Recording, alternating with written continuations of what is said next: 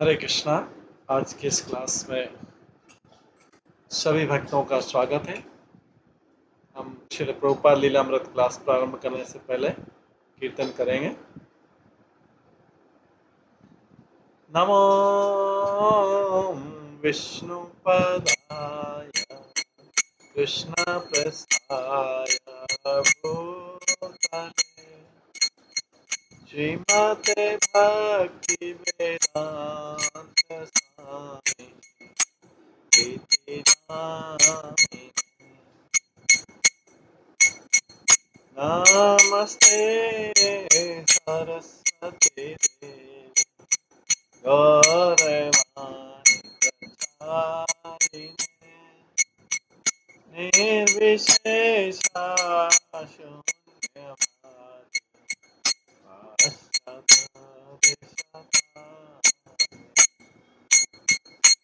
जय श्री कृष्ण चैतन्य प्रभु नित्यानंद श्री अद्वैत गदाधर श्रीवासदि गौर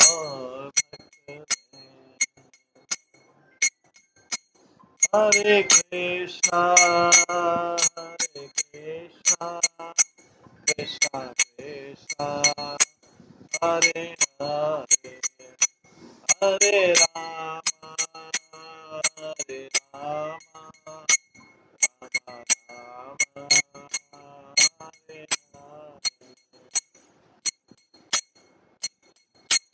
हरे कृष्णा कृष्णा कृष्णा हरे हरे हरे राम हरे राम राम हरे हरे कृष्णा कृष्णा कृष्णा हरे हरे राम राम हरे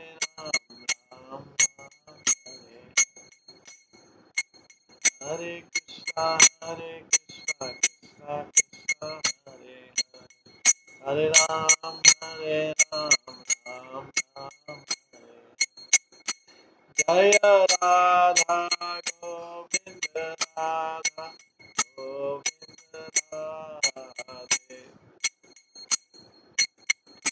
जय राधा माधव राधा माधव राधे जय गौरानिताय जय गौरानिताय गौरानिताय जय गौरानिताय जय जय प्रभुपाद प्रभुपाद प्रभुपाद जय जय निताय गौर हरि बोल हरि बोल हरि बोल निताय गौर हरि। श्री श्री राधा गोविंद देव की जय। श्री जगन्नाथ बलदेव सुभद्रा महारानी की जय। श्री श्री गौर निताय की जय। श्रील प्रभुपाद की जय। सभी भक्तगणों की जय।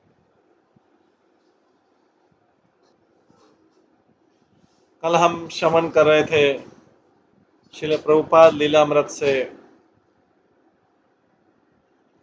जिसमें अभय अपने गुरु महाराज की व्यास पूजा पर अकेले बैठे हुए वृंदावन में सोच रहे हैं, गुरु महाराज की ग्लोरी को, उनकी महिमा को याद कर रहे हैं। अभय ने अपनी गुरु महाराज की याद करें अकेले बैठे बैठे वृंदावन में। उनके गुरु महाराज आज से उस दिन से 20 साल पहले, जब अभय सोचे 20 साल पहले इस पृथ्वी से प्रकट हो गए थे। उनको एक ही सुरक्षा लग रही थी कि उनके गुरु महाराज से अच्छे संबंध थे, और वो आज भी संबंध बने, चाहे मेरे गुरु महाराज नहीं भी हैं। लेकिन वो अपने आप को ऐसा ही महसूस कर रहे थे कि वो अपने गुरु महाराज की आज्ञा का उसके लिए पूरा फॉलो कर रहे हैं, लेकिन अभी तक इन पश्चिमी देशों में जाके इंग्लिश भाषा में प्रचार नहीं कर पाए। तो देखिए भगवान के शुद्ध भक्त इनका उद्देश्य क्या क्या नहीं कर पाए, अपने 20 साल बाद याद करें व्यास पूजा के अपने गुरु महाराज की आज्ञा का पालन नहीं कर पा रहे हैं अभी तक। हालांकि अभी उनका समय है, लेकिन अभी 65 साल के हो गए। अभी 65 साल की अवस्था में भी सोच रहे हैं कि अभी तो है, मैं कर सकता हूं अभी भी।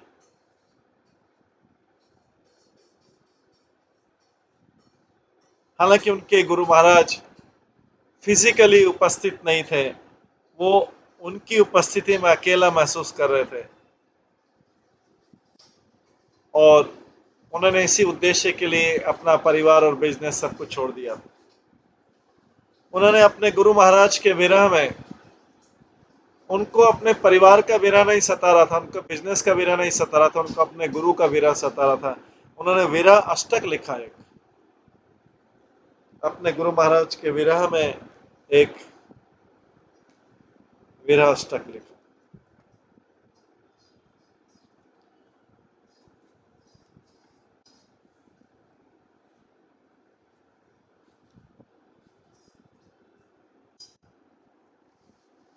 वृंदावन में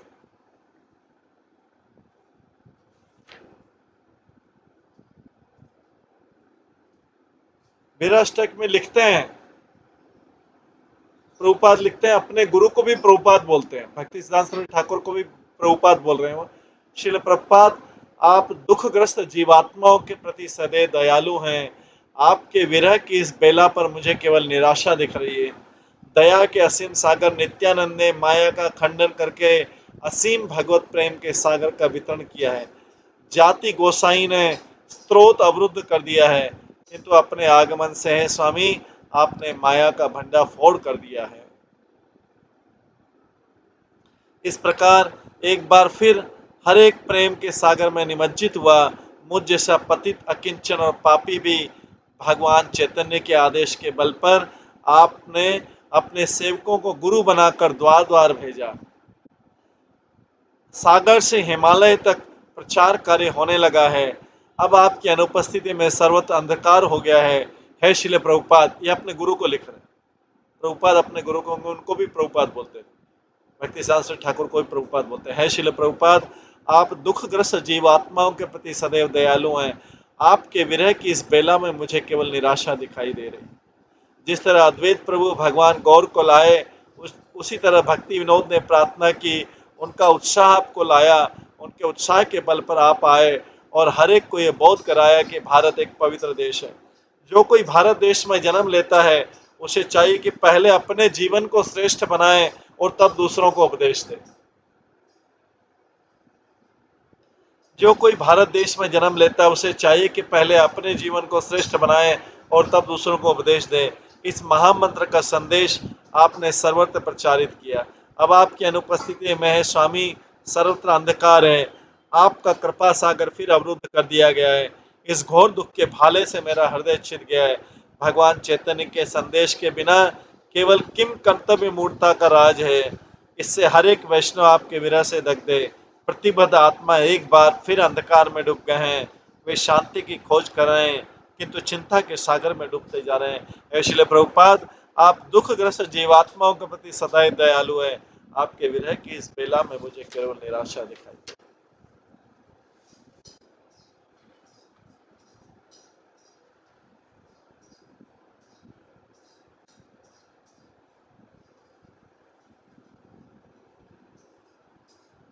इस प्रकार से प्रभुपाद ने अपने गुरु की व्यास पूजा पे ये प्रार्थना लिखी है। इसको बोलते विरह अष्टक लिखा है।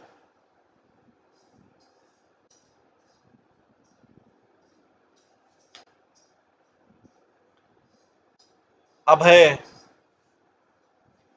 अभय का जो व्यू था, विचार था, वो निराशा वाला था। ये वाला विचार जो था निराशा वाला था। अभय की दृष्टि में अंधकार छाया हुआ था।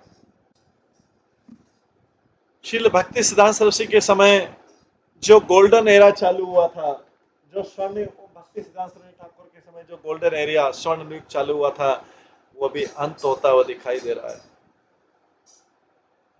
माया के प्रभाव से अभय अभय लिखते हैं, अभी हर जगह अंधेरा दिखाई दे रहा है। सारी की सारी उन्होंने जो इंस्ट्रक्शन दी थी, भक्ति से इंस्ट्रक्शन दी थी, वो सब नष्ट होती दिखाई दे रही, वो सब नष्ट होती दिखाई दे रही। अब ये सब उल्टा हो गया है।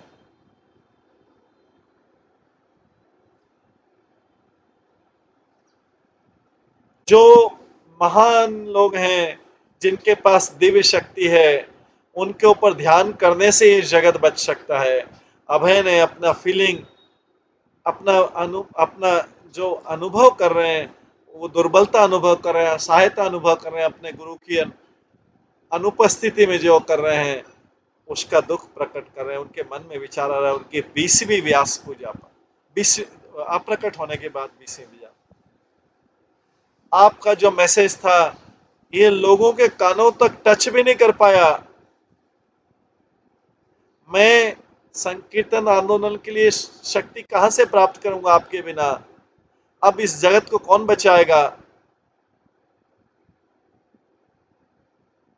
इससे पहले कभी जगत इतना ऑपरेश नहीं हुआ, जितना जगत इतना दबा नहीं है जितना अभी दबा हुआ। श्रील भक्ति सिद्धांत ने कहा था कि केवल कौन प्रीच नहीं कर सकता है? A dead man can not preach. जो मृत हो गया वो प्रीच नहीं, वो प्रचार नहीं कर सकता। इसका मतलब है हर कोई जिसमें लाइफ है वो प्रचार कर सकता है। जिसमें भी जीवन है, जिसमें श्वास चल रही है, वो व्यक्ति प्रचार कर सकता है। केवल डेड व्यक्ति है जो प्रचार नहीं कर सकता।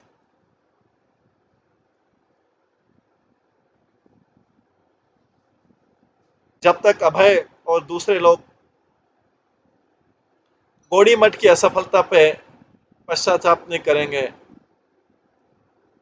फिर भी जीवन बचा है और आशा है।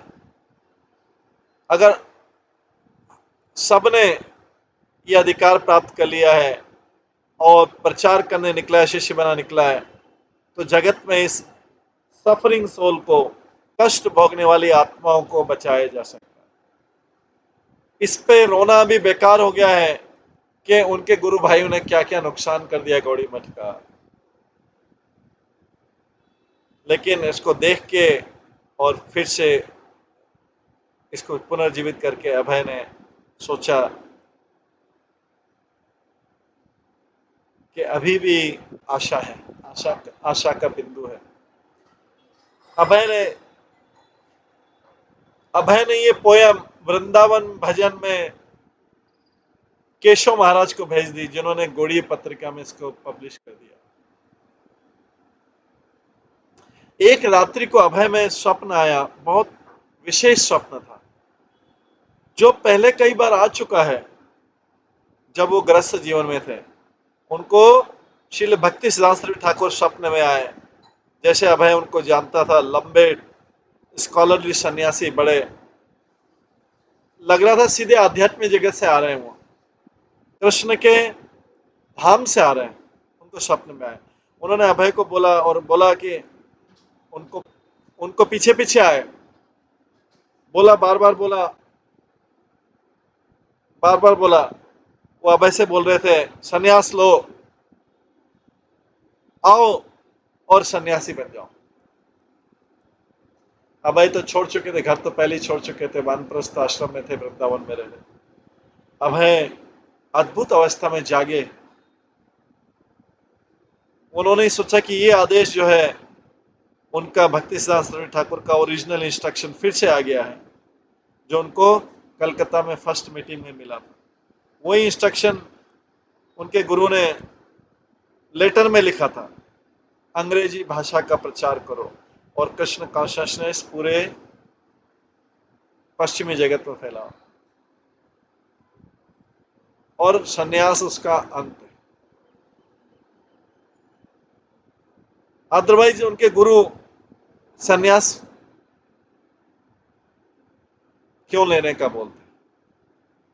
अभय ने उसी समय स्वप्न में अपने गुरु महाराज से बोला,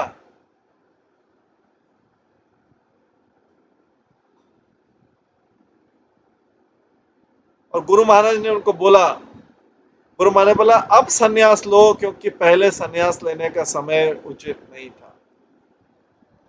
अभय ने उस पर विचार किया ध्यानपूर्वक। कि संन्यास लेने से वैष्णव अपने शरीर को, मन को और शब्दों को टोटली पूर्ण पुरुषोत्तम भगवान की सेवा में लगा देता है। संन्यास लेने से मन को, शरीर को और वाणी को पूरी तरह से भगवान की सेवा में लगा देता है और सारे दूसरे एंगेजमेंट को त्याग देता है, सारे दूसरे सेवा को या कर्म को त्याग देता है।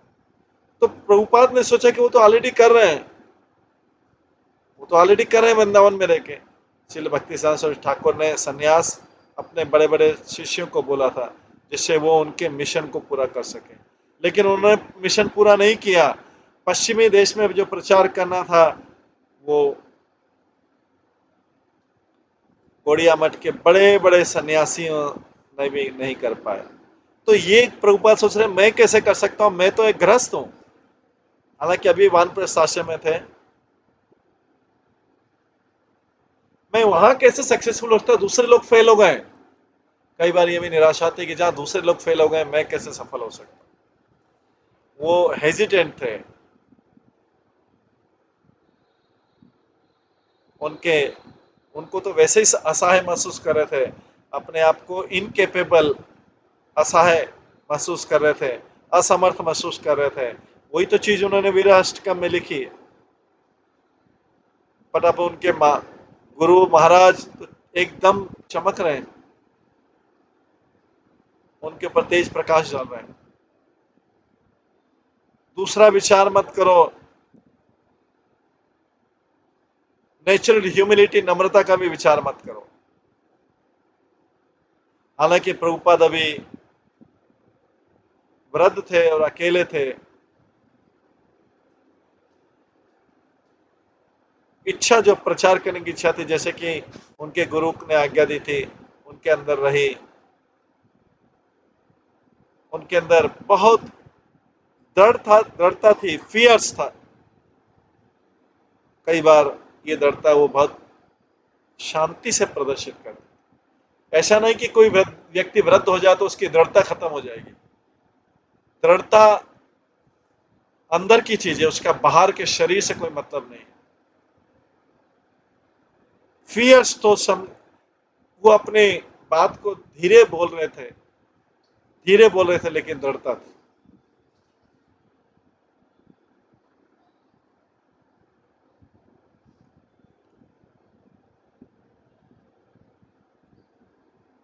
जो वैदिक स्तर है और एग्जाम्पल है जो पहले वाले आचार्यों ने बताए, वो है कि अगर कोई व्यक्ति प्रचार आंदोलन का नेतृत्व करना चाहता है तो उसके लिए सन्यास चाहिए। श्रील भक्ति सांसद ठाकुर ने सन्यास लिया अपने मिशन को काम करने के लिए। भगवान चैतन्य ने सन्यास लिया संकीर्तन आनंद को पालन करने के लिए, मन, वाणी और शरीर से पूरा समर्पित करने के लिए। हालांकि चैतन्य महाप्रभु तो पूर्ण पुरुषोत्तम भगवान थे, पर जब उनके यंग स्टूडेंट थे, वो उनके प्रति, यंग स्टूडेंट ने उनका आदर नहीं कर रहे थे, क्योंकि गृहस्थ जीवन में व्यक्ति कितना भी महान हो जाए उसको उतना आदर नहीं मिल पाता है। उनके यंग स्टूडेंट रिस्पेक्टफुल थे उनकी तरफ, उनको एक सामान्य व्यक्ति समझ रहे थे। तो गृहस्थ लाइफ का ये डिसएडवांटेज है, इसमें व्यक्ति महान भी हो तो उसको उतना रिस्पेक्ट नहीं मिला, लेकिन जैसे ही संन्यास ले लेगा, सेफ्रॉन पहन लेगा, उसका आदर चालू हो जाता। भगवान चैतन्य ने का संन्यास ये कैलकुलेटेड टेक्टिक था, ये एक टेक्निक था, ये एक टेक्टिक था, ये योजना थी कि संन्यास लेने से क्या, उनके जो यंग स्टूडेंट अभी उनको आदर नहीं कर पा रहे हैं, वो सब आदर करने लग जाएंगे। जैसे ही सेफ्रॉन ड्रेस पहनेंगे सब लोग आदर करेंगे। कई बार क्या होता है कि किसी ब्रह्मचारी, किसी का स्टैंडर्ड ग्रस्त है, उतना नहीं रहता, फिर भी सारे लोग उनको सेफ्रॉन कलर का उसका सम्मान करते।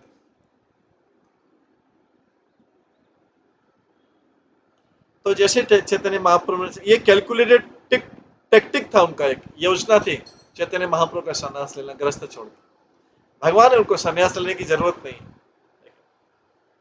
और ये संन्यास लेने के बाद जैसे ही वो सब जगह ट्रैवल करने लगे सन्यासी के रूप में, उनके पास हजारों हजारों अनुयायी आने लगे संकीर्तन मूवमेंट।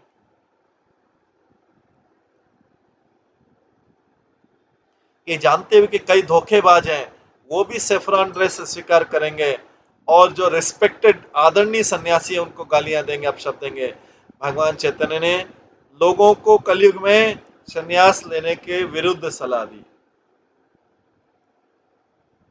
कि चीटर भी सन्यासी, फिर आपको लोग कैसे पहचानें। वो जानते थे कि चीटर जो हैं, धोखेबाज जो हैं, वो साधु के वेश में अनैतिक काम करेंगे, धन इकट्ठा करेंगे अपने इंद्रिय तृप्ति के लिए और कई अनुयायी बनाएंगे केवल अपनी प्रेस्टीज बढ़ाने के लिए। अपने आप को स्वामी बोलेंगे, पब्लिक को चीट करेंगे, क्योंकि कलयुग में लोग रूल्स एंड रेगुलेशन, नियमों को पालन करने में असमर्थ रहते हैं, संन्यास के नियमों को।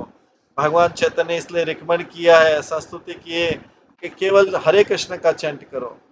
लेकिन अगर कोई व्यक्ति स्ट्रिक्टली रूल को फॉलो करता है और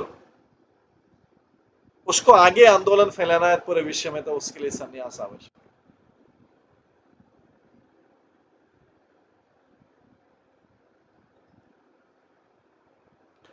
तो जब ये भक्ति सरस्वती ठाकुर उनके गुरु महाराज स्वप्न में आ रहे, तो अभय ने सबसे पहले अपने थोड़े उनसे सीनियर थे जो गुरु भाई, उनसे परमिशन ली। वो भक्ति विलास तीर्थ महाराज के पास गए, जो पहले कुंज बिहारी प्रभु, चैतन्य मठ कलकत्ता के लीडर थे। अभय ने अभी भी चैतन्य मठ को, जो उनके स्पिरिचुअल मास्टर को मिशन को पूरा करने वाला था, उसका हेडक्वार्टर। जब कानूनी वाद विवाद हुआ था, चैतन्य मठ उस समय का सबसे बड़ा संपत्ति था और 1948 से ये इनकी भक्ति विलास तीर्थ स्वामी महाराज का। अब सारे सन्यासी के पास अपना अपना स्थान था, लेकिन जो चैतन्य मठ था वो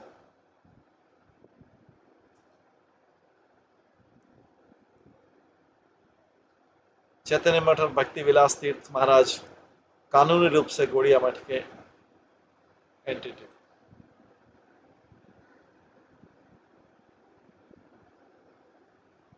अभय ने अनुभव किया कि अगर उनको संन्यास लेना और अमेरिका में प्रचार करने के लिए जाना है, तो पहला अवसर वो चैतन्य मठ को देना चाहिए उनके काम के लिए।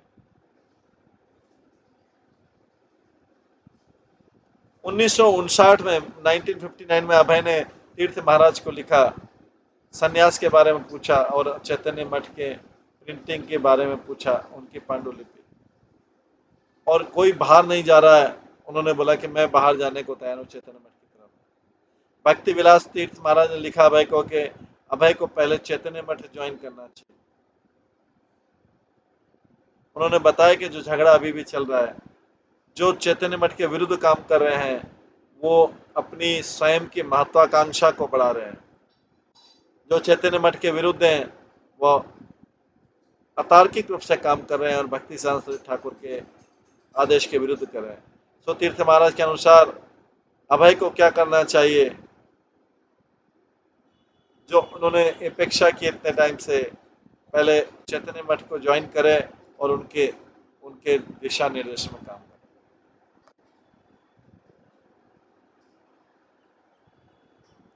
तीर्थ महाराज ने बोला कि कई मेंबर हैं जो जिन्होंने चैतन्य मठ को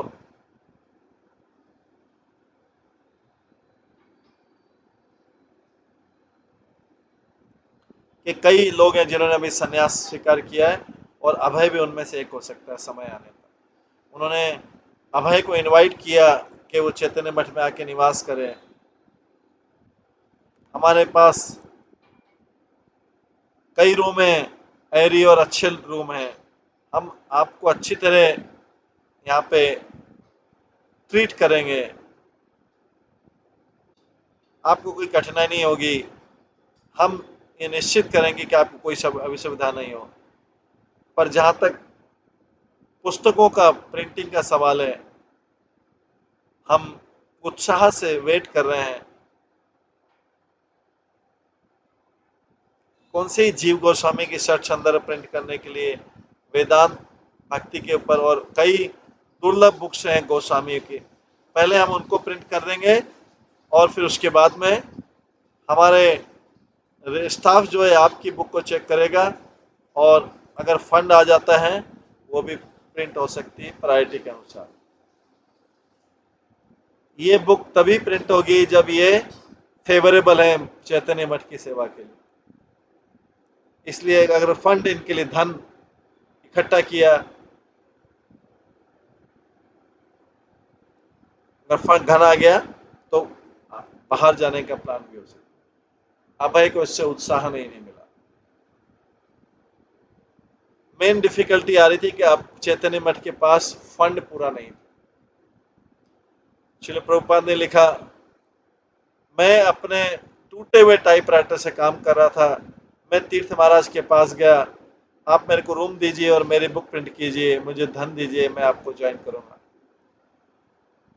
मैंने सोचा कि गुरु महाराज की संस्था है, उन्होंने नहीं नहीं बोला, बट उन्होंने ऐसा मना नहीं किया, बट बुक की प्रिंटिंग डिफिकल्ट, उनके लिए डिफिकल्ट था, कठिन था। उनके पास कोई मनी नहीं था, वो तो खाली मेंटेनेंस के लिए इकट्ठा कर रहे थे। बुक का, ग्रंथ का प्रिंटिंग करना, पब्लिश करना तो बड़ा जॉब था, और ये गारंटी भी नहीं कि वो बिक जाएगी। अभय के लिए कोई मीनिंग नहीं था संन्यास लेने का अगर बुक प्रिंट नहीं होती, और वो पश्चिमी देश,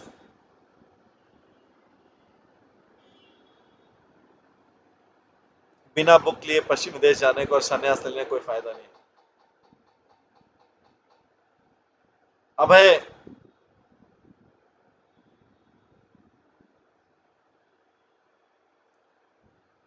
एंड कौन जानता है कि तीर्थ महाराज उनके संन्यास को कब स्वीकृत करेंगे।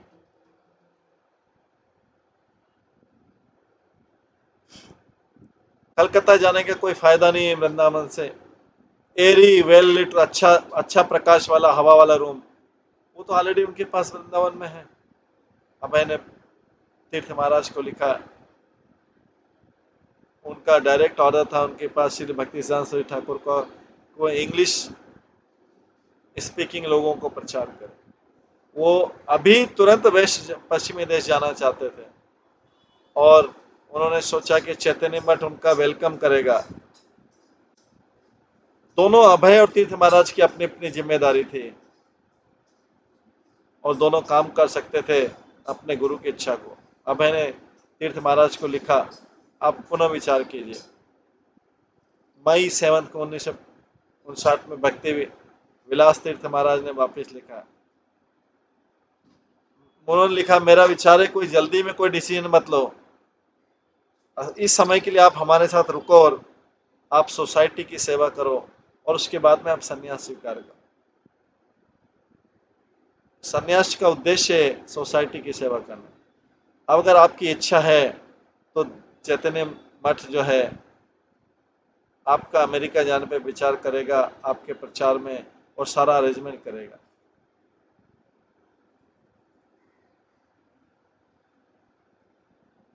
सोसाइटी के प्रिंसिपल नहीं है कि एक व्यक्ति को अपनी इंडिविजुअल की इच्छा के अनुसार काम करने हैं। सोसाइटी डिसाइड करेगी, हेड्स को, हेड से कंसल्ट करके कि क्या करना चाहिए और किसे करना चाहिए। ये मैं कहना चाहता हूँ। पहली बात तो सबको अपना सोसाइटी से परिचय करो। अमेरिका में और दूसरे विदेश देशों में प्रचार करने के लिए ये महत्वपूर्ण है कि एक अच्छा पीछे ऑर्गेनाइजेशन हो, बैकग्राउंड हो, और सेकेंडली व्यक्ति को अपने आप को पहले इंडिया में स्थापित करना पड़ेगा, बाहर जाके प्रचार करना।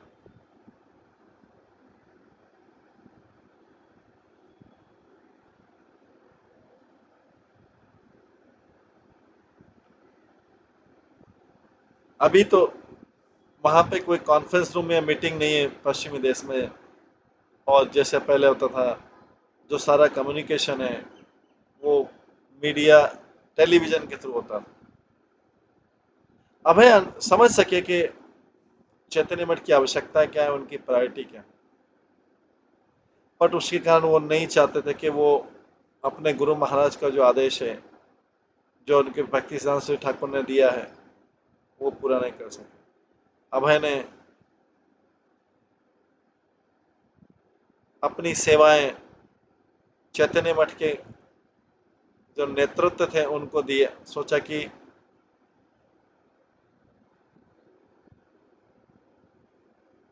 वो भी सोच सकते हैं उनके बारे में इस प्रकार से। उन्होंने सोचा कि जो वर्ल्ड की, संसार की अभी जो नीड है कृष्ण कॉन्शियस की,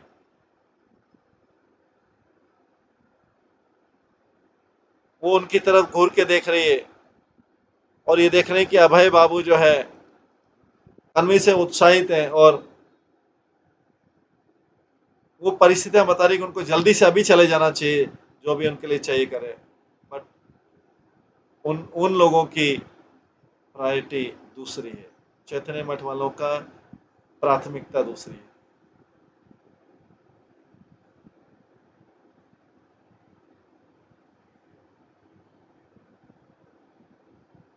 अभय उसके बाद केशव महाराज पे पास गए मथुरा में, और केशव महाराज ने अभय को बोला कि आप संन्यास तुरंत ले लो। तीर्थ तीर्थ महाराज के साथ बातचीत करने के बाद अभय ने कुछ अनिश्चितता का महसूस किया कि संन्यास लेना चाहिए, कब लेंगे। और अभी वो बहुत इंकरेजमेंट जब फील कर रहे थे तो उनको लगा कि ब्रेक लग गया, पर केशव महाराज बोले थे ले लो संन्यास। श्री प्रभुपाद लिखते हैं, मैं उस समय वृंदावन में अकेला था, लिख रहा था। मेरे गौद ब्रदर ने मेरे को बोला, भक्ति वेदांत प्रभु आपको संन्यास ले लेना चाहिए, बिना संन्यास लिए कोई भी प्रचारक नहीं बन सकता है। उन्होंने बोला केशव स्वामी महाराज, अभी फिर से बोल रहे हैं। इसका मतलब है कि प्रैक्टिकली मेरे गुरु महाराज बोल रहे हैं। वो मुझसे चाह रहे थे कि आप प्रचारक बनो, और इसलिए मेरे गुरु चाहते, इसलिए उन्होंने मेरे गुरु भाई के थ्रू बोला आप संन्यास लो। सो अनविलिंगली, मेरी कोई स्ट्रांग इच्छा नहीं थी, फिर मैंने संन्यास ले लिया।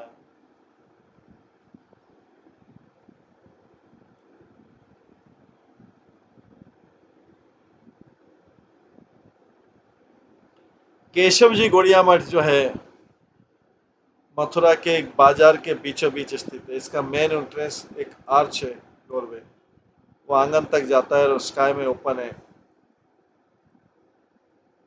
ऊपर मेटल ग्रेटिंग लगा।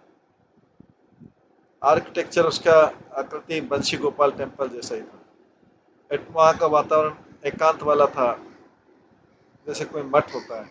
अभय तो परिचित था, यहाँ पे सबसे परिचित था, स्वागत किया। वो यहाँ पे रहा था और उन्होंने यहाँ की लाइब्रेरी में पढ़ा था। यहाँ पे गौड़ी पत्रिका का संपादन किया था और भगवान चैतन्य की विग्रह को यहाँ पे दान दिया था उन्होंने, जो वहाँ पे अभी अल्टर में राधा और कृष्ण की, राधा विनोद बिहारी जी के साथ में खड़े थे। बट अभी उनकी जो विजिट 1959 में, ये सामान्य विजिट नहीं है।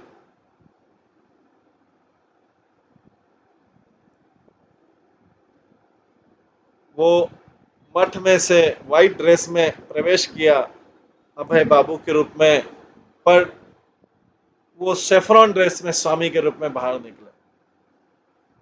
अभय अभी एक वैरागी के रूप में 9 साल से रह रहे थे। उनके लिए ये कोई उत्सव जरूरी नहीं था अपने आप को साधु बताने के लिए सेफ्रॉन ड्रेस, बट ये परंपरा था कि एक व्यक्ति जो त्रिदंडी संन्यास लेता अपने जीवन के अंत में, वो जानते थे, चीटिंग सन्यासियों को भी जानते थे। वृंदावन में भी कई साधु थे जो प्रचार नहीं करते, पर केवल दिन भर अपनी चपाती भोजन ढूंढने के लिए घूमते रहते थे। कुछ स्वामी थे वृंदावन के, थे अवैध कार्यों में भी रुके हुए थे।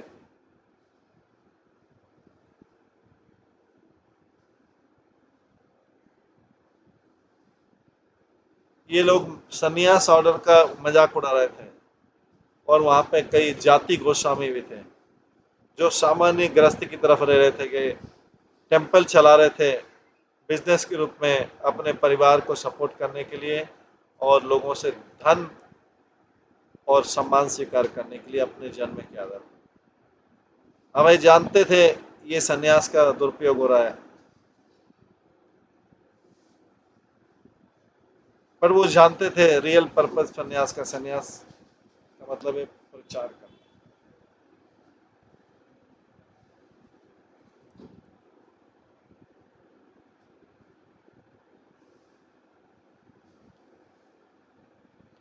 17 सितंबर 1959।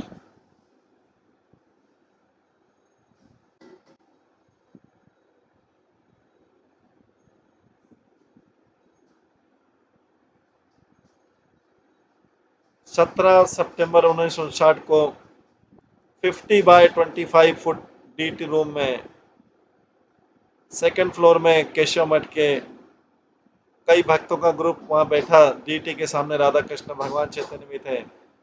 जो डी विग्रह थे वो कलरफुली ड्रेस थे, रॉयल बहुत ऐश्वर्य वाली क्लॉथ में थे और सिल्वर क्राउन में थे। राधा रानी का राइट हैंड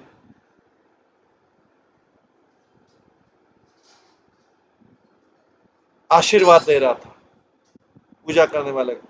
उनकी साइड में, उनके लेफ्ट साइड में, उनके हाथ में फ्लावर था कृष्ण के लिए।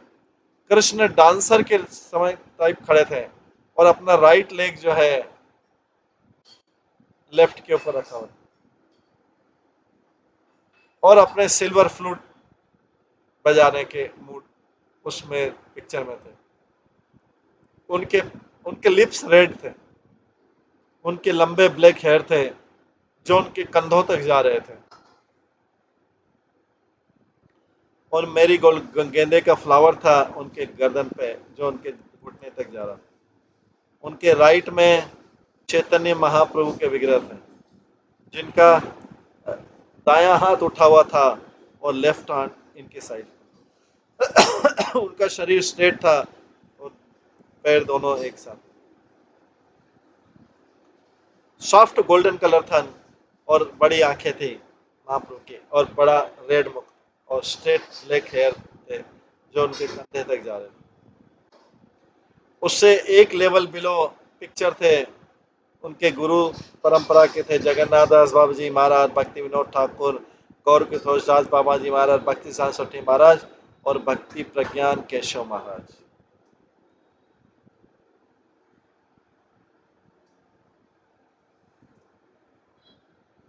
अब मैं बैठ गया एक चटाई में कुछ ग्रास की। सनातन जो 90 साल के थे वो भी संन्यास लेने वाले थे उस दिन। दोनों कैंडिडेट के अपोज में नारायण महाराज जो केशव महाराज के डिसाइपल थे वो भी थे। वो सेरेमनी मंत्र के द्वारा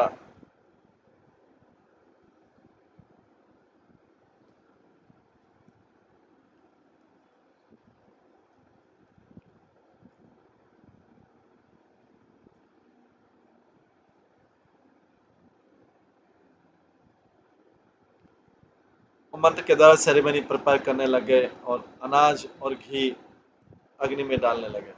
अकिंचन कृष्णादास बाबा जी महाराज जो अभय के गुरु भाई थे, जो स्वीट सिंगिंग के लिए प्रसिद्ध थे मदरंग के, और उन्होंने वैष्णव भजन गाना चालू किया। ऊंचे उठे आसन में हिज ऑनरेस केशव महाराज वहां का अध्यक्षता कर रहे थे यज्ञ की। कोई नोटिस नहीं था पहले, कोई इसी की इनविटेशन नहीं था, तो मठ के लोग जो थे वो संन्यास दीक्षा देने वाले। नारायण महाराज ने मंत्र बोले और साइलेंटली बैठ गए जबकि केशव महाराज ने लेक्चर दिया।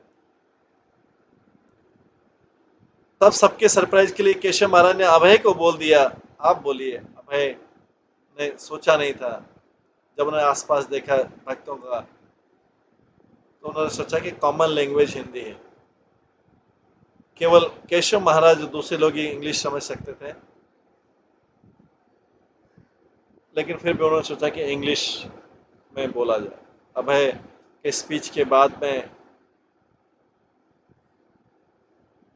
जिसकी भी दीक्षा हुई उसको संन्यास दंड मिला ट्रेडिशनल हाई हेड दंड था, बंबू का,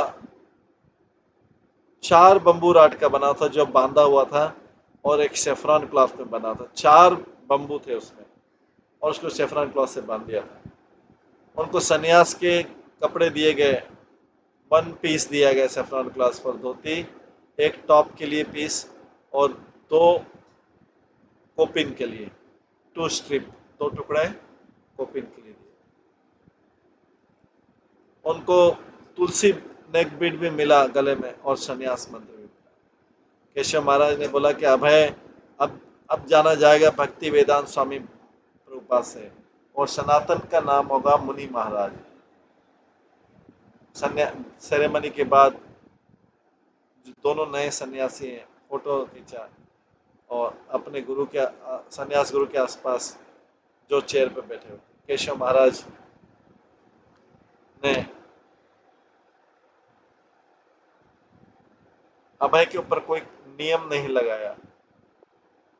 उन्होंने केवल उनको बोला कि आप प्रीचिंग के लिए जाएं। लेकिन अभी अभय जानते थे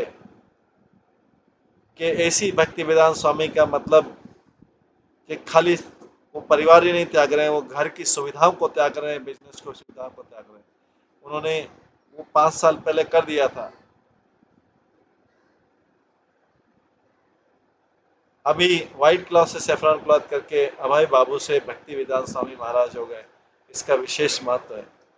ये जो आदेश है उनको करना है, और ये उनका कभी न रिवर्स होने वाला कमिटमेंट। अभी केवल समय का ही है भक्ति सिद्धांत के सामने कि वो वेस्टर्न कंट्रीज जाएंगे, भक्ति सिद्धांत सरस्वती के आदेश का पालन कर।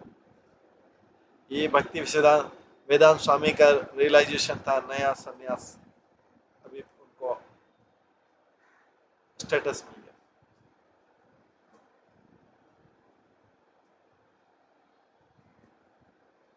गौड़ीय पत्रिका में संन्यास इनिशिएशन को इंक्लूड किया गया। उसमें एक बायोग्राफिकल स्केच था श्रीमद भक्ति वेदांत स्वामी महाराज का, उनके जीवन में जो घटनाएं उसका लिखा था, वो आर्टिकल था। उसमें आर्टिकल लिखते हैं उनका उत्साह और उनकी एबिलिटी देख के कि वो हिंदी में, इंग्लिश में और बंगाली में लिख सकते हैं। भक्ति सिद्धांत सरस्वती महाराज ने उनको इंस्ट्रक्शन दिया था कि त्रिदंडी संन्यास लेने का, कि 1 साल तक वो 1 साल से वो संन्यास के लिए तैयार थे।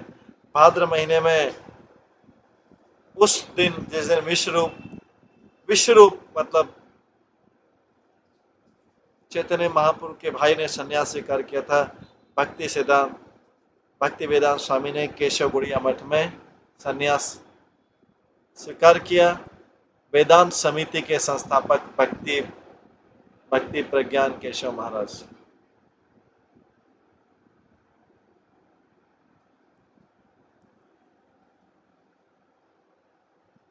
उनको संन्यास आश्रम में देखते हुए, उनके पहले के कार्यकाल को देखते हुए, हमने उनको बहुत स्नेह के साथ, हमें उत्साह के साथ हमने उनको सन्यासी के रूप में स्वीकार किया।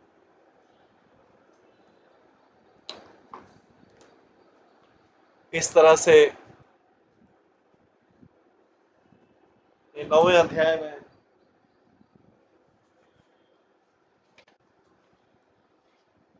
इस तरह 9वां अध्याय, जो प्रभुपाद का वृंदावन का एक निवासी, वो अध्याय समाप्त होता है, 9वां अध्याय। अब 10वां अध्याय, आवश्यकता की यह महत्वपूर्ण घड़ी, आवश्यकता, the moments hour of need, ये नया अध्याय चालू होता है, 10वां अध्याय। श्रीमद् भागवतम में आता है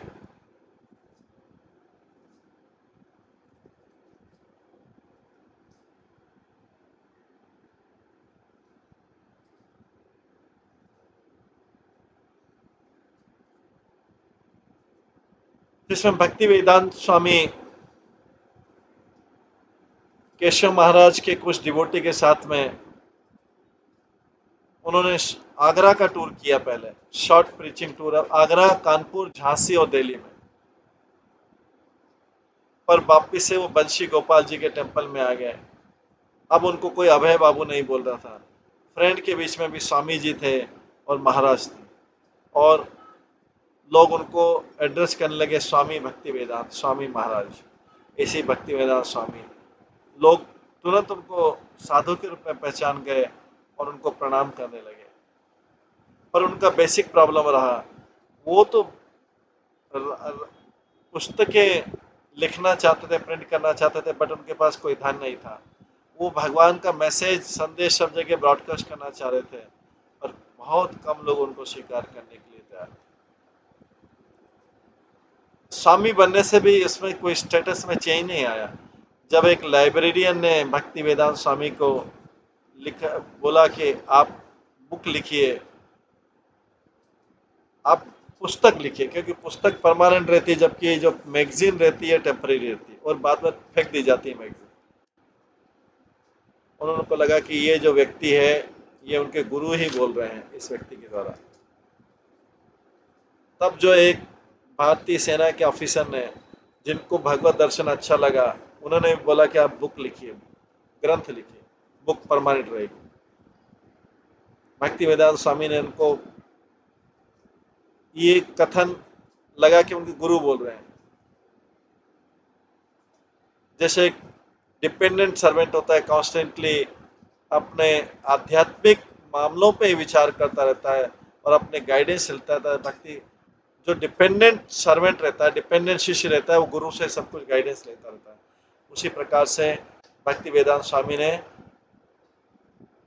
अनुभव किया कि इनके गुरु जो है उनको ब्लेसिंग दे रहे हैं और उनकी पर्सनल प्रेजेंस है। इसके बाद धीरे धीरे भक्ति वेदांत स्वामी और अपने ज़्यादा गुरु से और कॉन्फिडेंस कांटेक्ट रखने लगे, ऐसा उनको अनुभव होने लगा। अब उनको ग्रंथ लिखने के लिए प्रेरणा मिली। उन्होंने सोचा श्रीमद् भागवतम लिखें, क्योंकि यही सबसे बड़ा वैष्णव साहित्य अथॉरिटी। हालांकि भगवत गीता एसेंस है वैदिक ज्ञान का।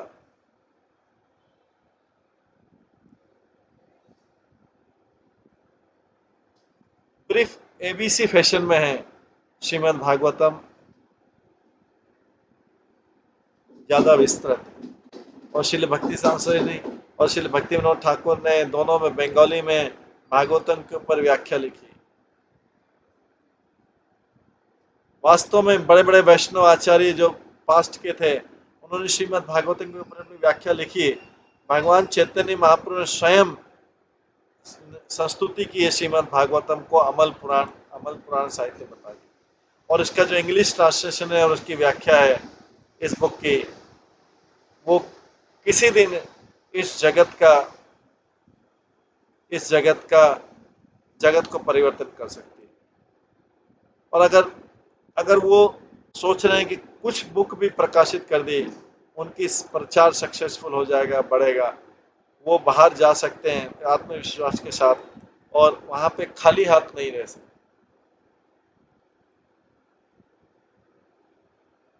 एक दिन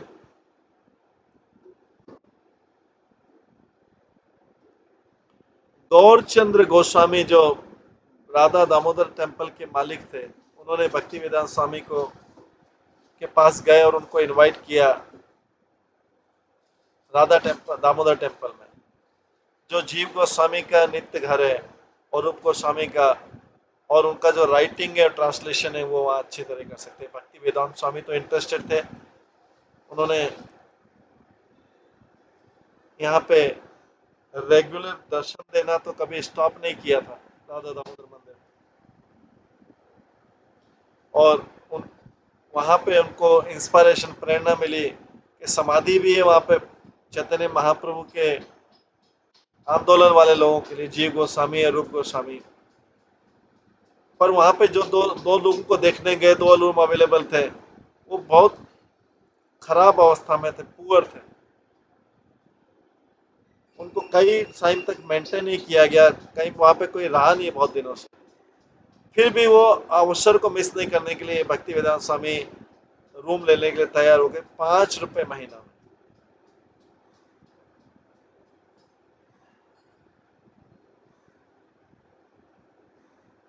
5 रुपए महीना में।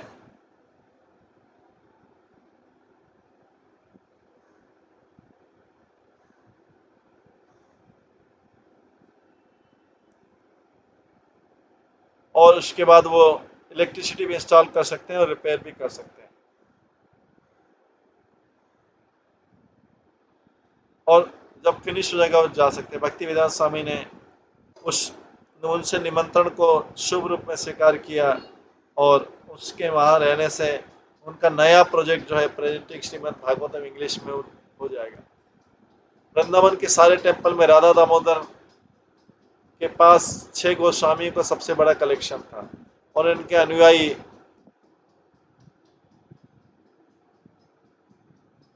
का सब 2000 से ज्यादा पांडुलिपि थी और उनमें से कई 300, कई बार 400 साल पुरानी थी। भक्ति वेदांत स्वामी ने सोचा कि वहाँ पे रहने से और वहाँ पे श्री रूप गोस्वामी जी गोस्वामी के संग मिलेगा उनको। अभी तो वंशी गोपाल टेम्पल में रहेंगे और जैसे जैसे धन मिलता जाएगा वो उसको रिपेयर करवाएंगे। 500 रुपए में रिपेयर का पूरा बना था। ये एक बहुत बड़ी कहावत थी भक्ति सिद्धांत सरस्वती ठाकुर की कि प्रचारक को सिटी में जाना चाहिए, एकांत में होली प्लेस में रहने की जरूरत नहीं। इस स्पिरिट में सुसा के साथ भक्ति वेदांत स्वामी ने दिल्ली को आना जाना करते रहे। हालांकि उनके लिए दिल्ली नरक के समान था, उनके लिए दिल्ली जाना या नरक के समान था और उनका कोई निवास स्थान में नहीं था।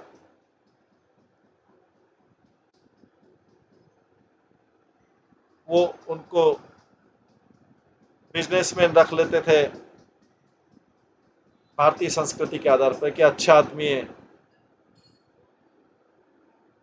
भगवान इनकी सहायता कर रहे हैं, इसलिए ऐसे साधु को रख लेना चाहिए और उनको भोजन दे देना चाहिए, रहने का स्थान देना चाहिए। लोगों की धारणा, इंडियन लोगों की धारणा कि साधु को ऐसे घर में रुका के और उसको भोजन देके, ये इंडियन धारणा है, इससे ऑस्पिशियस रहती है और भगवान की इच्छा ऐसी रहती है। इस तरीके से वो दिल्ली जाके कहीं रुकते रहते। और भक्ति वेदांत स्वामी का मन ये नहीं था कि इसमें अपने आप को इम्पोज करें ऐसे जो यजमान रहते थे। उसके बाद उन्होंने हित शरण शर्मा जी जो राधा प्रेस के मैनेजर थे उससे बात की। इससे पहले मिस्टर शर्मा ने कुछ फ्लायर और स्टेशनरी प्रिंट किया था लीग ऑफ डिवोटीज के लिए और भक्ति वेदांत स्वामी घर मिस्टर शर्मा के घर में भी रुके थे। मिस्टर शर्मा ने भक्ति वेदांत स्वामी को इंट्रोड्यूस किया पंडित श्री कृष्ण शर्मा से। पंडित श्री कृष्ण में कास्ट ब्राह्मण थे और बहुत एक्टिव धार्मिक थे और दिल्ली रीजनल रिलीजियस सोसाइटी के सेक्रेटरी थे, नवल प्रेम सभा।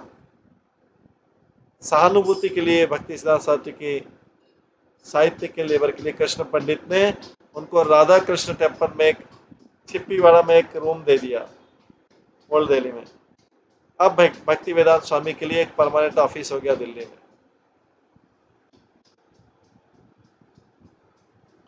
जो मथुरा से ट्रेन आती थी वो ओल्ड दिल्ली में आती थी, चांदनी चौक के पास में बड़ा बड़ा एवेन्यू, ब्रॉड एवेन्यू डाउन था जिसमें बहुत ट्रैफिक चलता था, रिक्शा, साइकिल राइडर्स और कई बार पशु लोग भी चलते रहते थे। ऑटो कम थे, पैदल जाने वाले लोग ज्यादा थे, ठेला खींचते थे और पशुओं का ग्रुप था। डंकी, गधे, बैल, ऊंट, हाथी सब चलते थे चांदनी चौक में से। हैवी लोड ले जाते थे और लोगों द्वारा चलाए जाते थे जिनके हाथ में चाबुक रहता था। इंटेंसली बिजी चांदनी चौक से भक्ति वेदांत स्वामी शॉर्ट वॉक करके छिपड़ी वाला चले जाते थे, लाल किले के आगे से गौरी शंकर टेम्पल के लेफ्ट में रखे और साइड स्ट्रीट में जाते हुए जामा मस्जिद को देखते हुए। छिप्पीवाड़ा स्ट्रीट जो था वो नैरो स्ट्रीट था, नैरो सड़क था। छिप्पीवाड़ा ये मुस्लिम पड़ोसी थे जब, लेकिन इंडिया पाकिस्तान का जब पार्टीशन हुआ हजारों पंजाबी हिंदू वहां पर सेटल हो गए। छिप्पीवाड़ा मिक्स था हिंदू मुस्लिम नेबरहुड का। इतना भीड़ भाड़ वाला प्लेस था कि वहां पे कार को प्रवेश करने का अनुमति नहीं थी, केवल बैलगाड़ी और रिक्शा ही आ सकते थे नेहरू जगह। बहुत भीड़ भाड़ वाला एरिया था। और कई जगह वहां पे आयरन पोस्ट लगा दिए थे गलियों में, जिससे लोग अंदर नहीं घुस सके। एक बाइसिकल राइडर साइकिल वाला भी आ जाता था, उसके कारण भी ट्रैफिक जाम हो जाता था। साइड स्ट्रीट से अलग और दूसरी साइड से जाती थी, अंदर गली गली जाती थी। वहां से सेकंड फ्लोर बालकनी की बालकनी जो थी, एक दूसरे के एक एक खाली कुछ कुछ इंच ही अलग थी उनमें। ऐसा लग रहा था कि सड़क पे छत बनी हुई। तो जो पैदल जाने वाला खाली आकाश का थोड़ा हिस्सा दिखता था। प्राइवेट यार्ड, शॉप और सारी चीजें थी।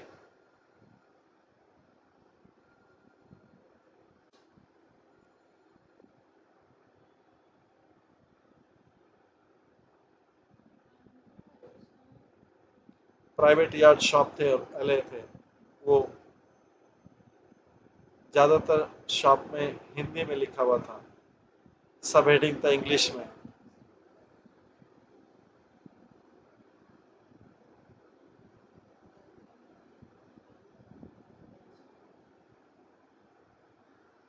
सब हेडिंग इंग्लिश में था और कुछ में अरेबिक में लिखा हुआ था। और वुमेन जो है ब्लैक एंड वाइट बुर्का में थी, बहुत सारे। और इस जगह पे नैरो इंटरेस्ट में कृष्ण पंडित का जो राधा कृष्ण टेम्पल था, जिसपे गणेश का पिक्चर लगा हुआ था और आसपास कबूतर के घोंसले थे, ये सब दृश्य।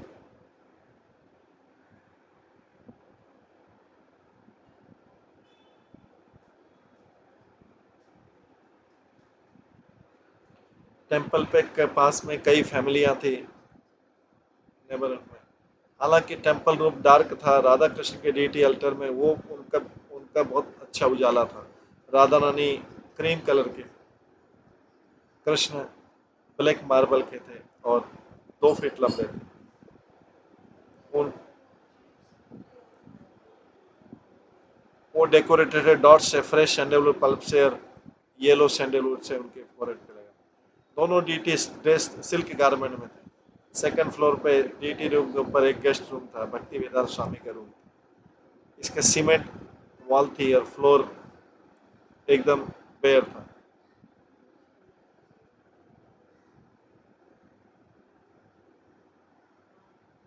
और उसके ऊपर एक डोम निकला हुआ था।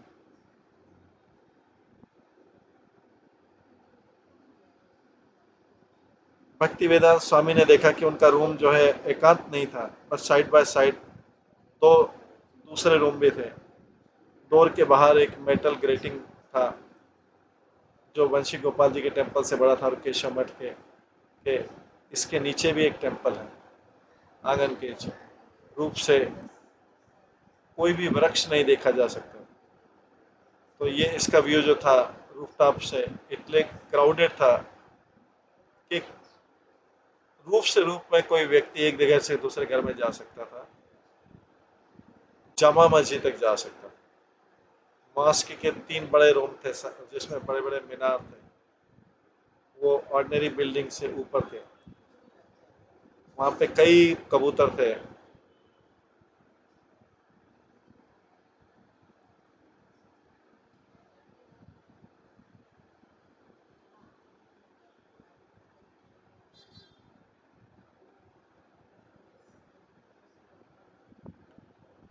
ये सब डोम थे। इस प्रकार से ये अवस्था थी उस समय।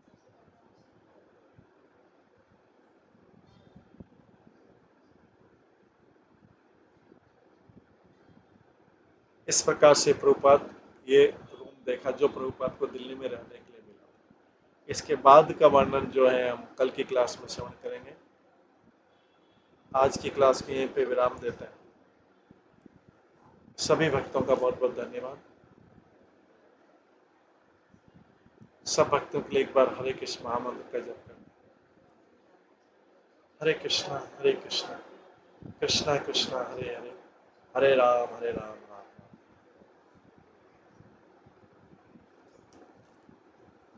श्री श्री प्रभुपाद लीलामृत ग्रंथ की जय। श्री प्रभुपाद की जय। सभी भक्तगणों की जय। हरे कृष्ण।